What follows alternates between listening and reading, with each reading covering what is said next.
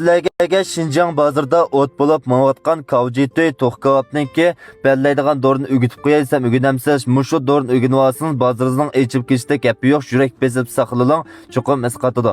Oldidan so'qadigan materiallardan bajo 20 gram, ko'z badiyan 10 gram, ko'k kebabchin 15 gram, guypi 25 gram, ganjang 25 gram, kebab lazisi 30 gram, savgu 20 gram, şavxuyshan 25 gram, qizil kebabchin 20 gram, shangyi yani xushpiraq yupirmaq 10 gram, zapaxamak 40 gram, zira 30 gram.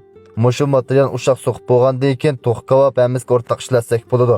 Mushu do'rniki tayyasiga ehtiyojingiz bo'lsa yoki kebab do'rsi, shavka do'rsi, har xil do'ri-xurushlar ehtiyojingiz bo'lsa, ayrim uchur qismingiz bo'ladi. O'ginadigan bo'lsa, qo'l belgisini yo'llab qo'ying.